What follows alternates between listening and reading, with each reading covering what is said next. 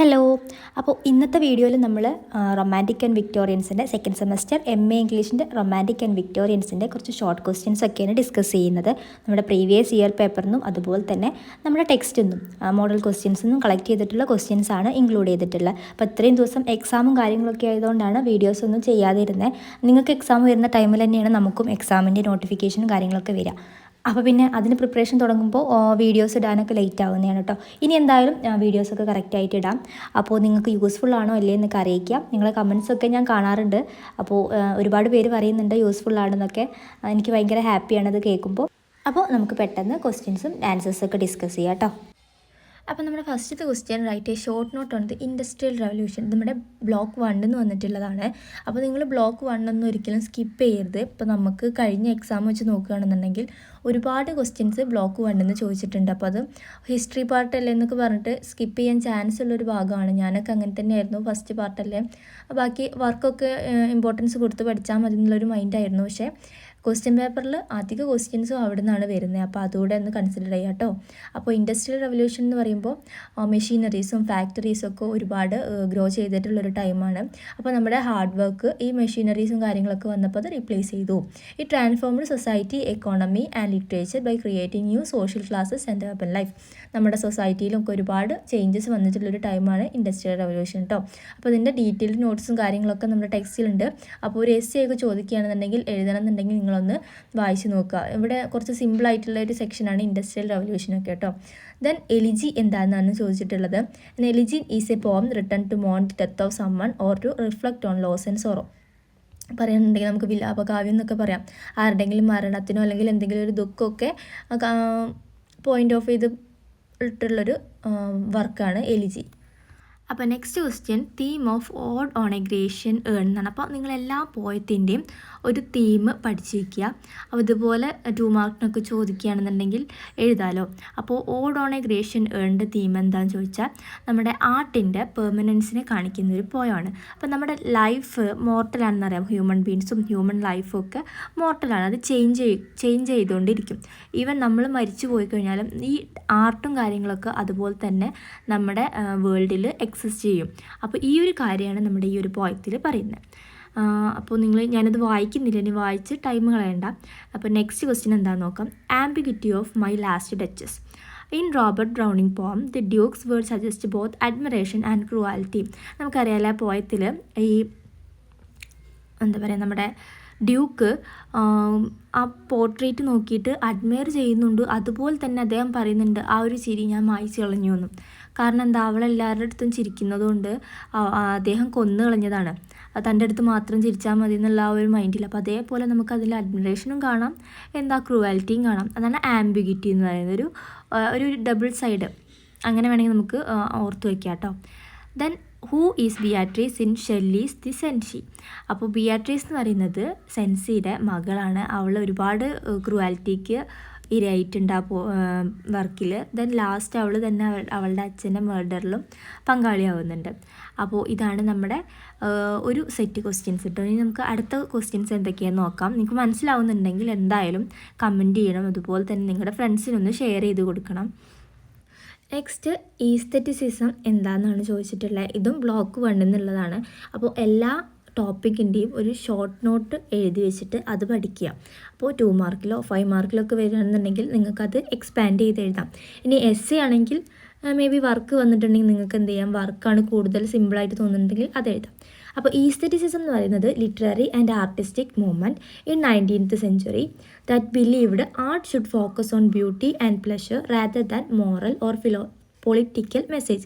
എന്ന് വെച്ചാൽ ആർട്ട് ഈ പൊളിറ്റിക്കലായിട്ടുള്ളതോ അല്ലെങ്കിൽ മോറൽ മെസ്സേജസ് ഒന്നും പ്രൊവൈഡ് ചെയ്യേണ്ട കാര്യമില്ല. ആർട്ട് എന്ന് പറയുന്നത് ജസ്റ്റ് ഫോർ പ്ലഷർ, അല്ലാതെ അതിനൊരു മോറൽ വാല്യൂ കാര്യങ്ങളൊന്നും കൊടുക്കേണ്ട ആവശ്യം ഇല്ല എന്നാണ് ഈ ഒരു മൂവ്മെൻറ്റ് പ്രകാരം പറയുന്നത്.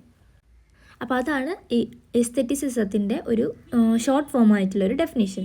Then who were part of the pre Raphaelite brotherhood. ഇതും നമ്മുടെ ഫസ്റ്റ് ബ്ലോക്കിലുള്ളത് തന്നെയാണ് കേട്ടോ. The pre Raphaelite brotherhood include, ഈ പേരുകളൊക്കെ വായിക്കുമ്പോൾ കറക്റ്റ് പ്രൊനൗൺസിയേഷൻ ആണോ എന്നറിയില്ല, എന്നാലും ഞാൻ പറയാം. Artist and the poet like Dante Gabriel Rossetti, William Holman hunt and John Everett millers. അപ്പോൾ ഈ 3 പേരുടെ ഒരു ഗ്രൂപ്പിനെയാണ് നമ്മൾ പ്രീ റാഫ്ലൈറ്റ് ബ്രദർഹുഡ് എന്ന് പറയുന്നത്. ദെൻ നമ്മുടെ next question, what do you mean by Wessex novel? അപ്പോൾ വെക്സസ് നോവൽ എന്ന് പറയുമ്പോൾ it was set in fictional region called Wessex. ഒരു ഫിക്ഷണൽ ആയിട്ടുള്ള റീജിയനിൽ സെറ്റ് ചെയ്തിട്ടുള്ള നോവൽസ് ആവും. വെക്സസ് എന്ന് പറയുന്ന ഒരു റീജിയനിൽ സെറ്റ് ചെയ്തതാവും.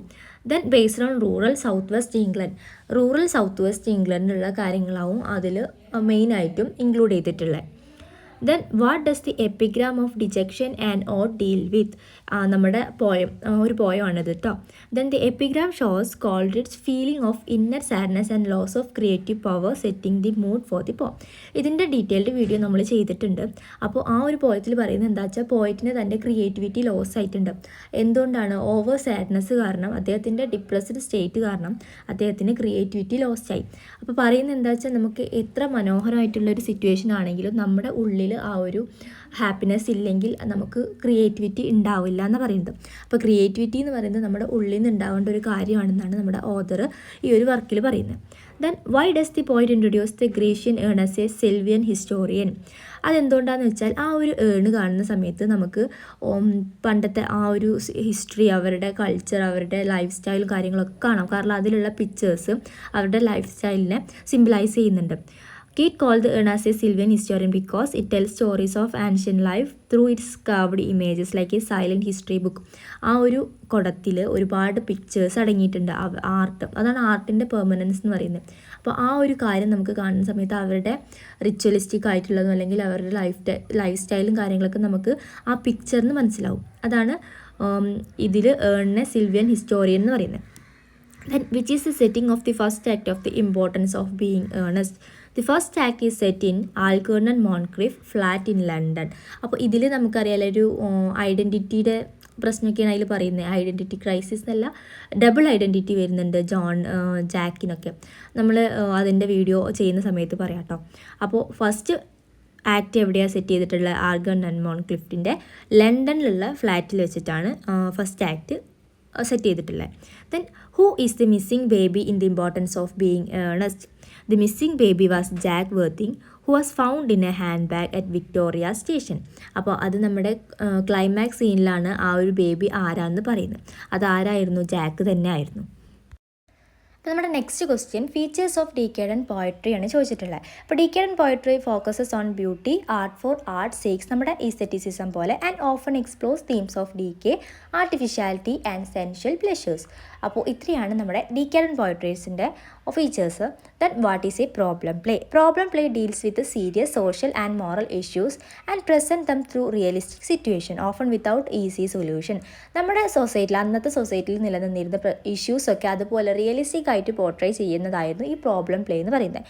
Then define comedy of manners. Comedy of manners എന്ന് പറയുമ്പോൾ ഈ അരിസ്റ്റോക്രാറ്റിക് പീപ്പിൾസ് അല്ലെങ്കിൽ അപ്പർ ക്ലാസ് പീപ്പിളിൻ്റെ ബിഹേവിയർ, അവരുടെ ലൈഫ് സ്റ്റൈലും കാര്യങ്ങളൊക്കെ സാറ്റൈറൈസ് ചെയ്യുക, കളിയാക്കിക്കൊണ്ട് പറയാം, യൂസിങ് വിറ്റ് ആൻഡ് ഐറണി.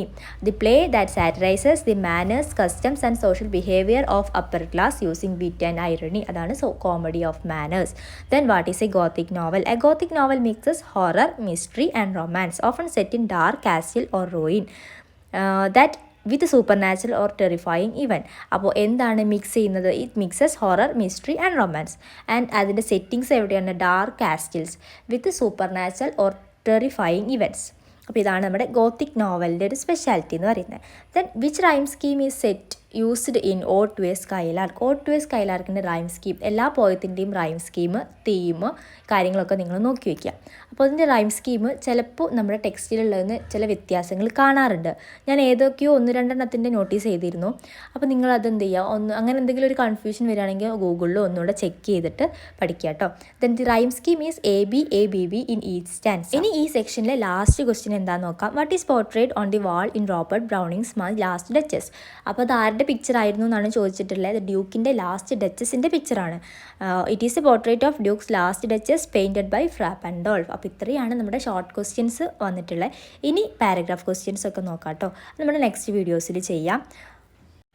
അപ്പോൾ ഈ വീഡിയോ നിങ്ങൾക്ക് യൂസ്ഫുൾ ആയോ എന്നൊക്കെ നിങ്ങൾ കമൻസിലൂടെ എന്തായാലും അറിയിക്കണം. നിങ്ങളുടെ ഫ്രണ്ട്സിനൊക്കെ ഷെയർ ചെയ്ത് കൊടുക്കണം. അതുപോലെ നിങ്ങൾക്ക് ഇനി എന്തെങ്കിലും സജഷൻസോ അല്ലെങ്കിൽ വേറെ ഏതെങ്കിലും നോട്ട്സ് വേണമെന്നോ എന്തെങ്കിലും ഇൻക്ലൂഡ് ചെയ്യണം എന്നൊക്കെ ഉണ്ടെങ്കിൽ എന്തായാലും കമൻറ്റ് ചെയ്യുക കേട്ടോ. ലൈക്ക് ചെയ്യുക. പിന്നെ സബ്സ്ക്രൈബേഴ്സ് നമുക്ക് കുറവാണ്. അപ്പോൾ സബ്സ്ക്രൈബ് ചെയ്യാതെ കാണുന്ന ഒരുപാട് പേരുണ്ട്. അപ്പോൾ നിങ്ങൾ സബ്സ്ക്രൈബ് ചെയ്ത് ചെയ്യുക കേട്ടോ. അപ്പോൾ താങ്ക്സ് ഫോർ വാച്ചിങ്. നമുക്ക് പെട്ടെന്ന് പാരഗ്രാഫ് ക്വസ്റ്റ്യൻസും എസ് എ ക്വസ്റ്റ്യൻസും ഒക്കെ അപ്ലോഡ് ചെയ്യും. ക്വസ്റ്റ്യൻ പേപ്പേഴ്സൊക്കെ നമ്മുടെ ചാനലിൽ അവൈലബിൾ ആണ്. ഇനി ഷോർട്ട് നോട്ട്സ് വേണമെങ്കിൽ പറഞ്ഞാൽ മതി, ഞാൻ ഷോർട്സിൽ അപ്ലോഡ് ചെയ്യാം കേട്ടോ. താങ്ക്